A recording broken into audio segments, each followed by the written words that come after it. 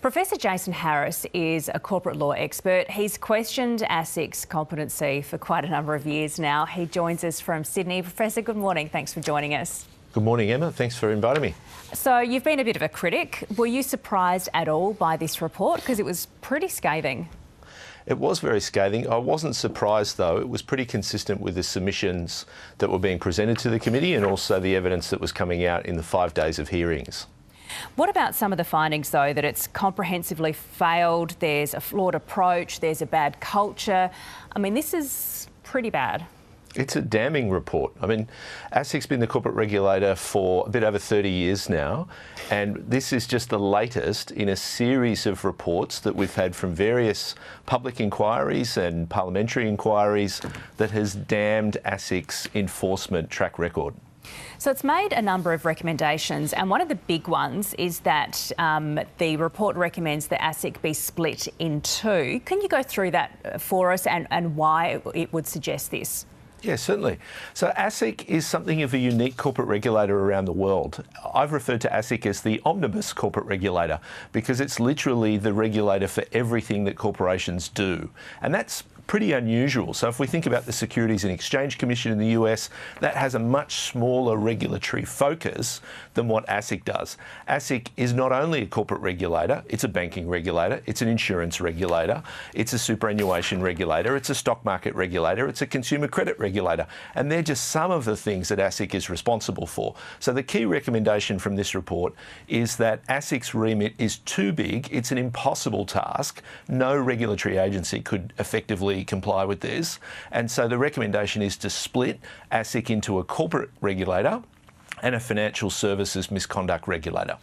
What are the chances, though, that this will happen, that these recommendations will be adopted? Because we know the chair of this committee is the Liberal Senator Andrew Bragg, but already we've heard from government senators who are part of this, who are really critical of this report, saying they barely got to see the final report. We also heard from Senator Jess Walsh, who said this is a missed opportunity to genuinely improve ASIC. So what do you think is going to happen now?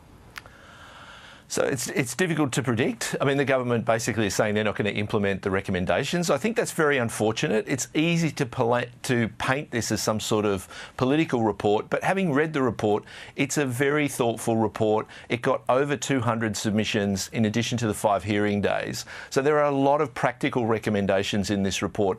And if anything, I hope that the staff at ASIC and particularly the management of ASIC take from this report that they need governance changes inside their organisation, and they need to change the way that they approach enforcement action. Is it hard to change a workplace culture and the way that it's always gone about doing things and chasing crime, or you know, make sure that corporations are sticking to the letter of the law? Is it hard to change all these things unless you make wholesale changes across the board? Absolutely, and that's what this report is saying. So there was a previous Senate report back in 2013 that was saying very similar things, and yet here we are 11 years later saying the same things again. So clearly the last 30 years of ASIC's underwhelming enforcement track record demonstrates that this is a very hard change to their institutional governance. But it's a necessary change. The community deserves better. There was one interesting thing in the report as well, talking about whistleblowers, and that whistleblowers should be encouraged to play a greater role in Australia's corporate society. What are your thoughts on that? Because I feel like that's quite an interesting one in terms of the legalities surrounding whistleblowers and the Whistleblower Act.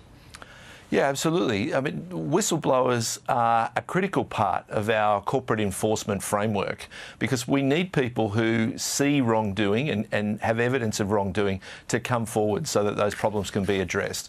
The problem under our current system is that even though we have protections in the Corporations Act for whistleblowers, they're not always seen to be effective, and whistleblowers feel like if they do come forward, well, that's it, it's the end of their career, they're hung out to dry. And so this recommendation is that there should be financial financial incentives to try and encourage more whistleblowers to come forward. But one problem the report has revealed is that ASIC literally gets tens of thousands of reports of misconduct a year, and it investigates and actions less than 1%. So that's the core of the problem. It's not getting more information necessarily, it's that ASIC doesn't act on that information. OK, we'll be delving more into this later in the program. Professor Jason Harris, thanks very much for joining us this morning. Thanks very much.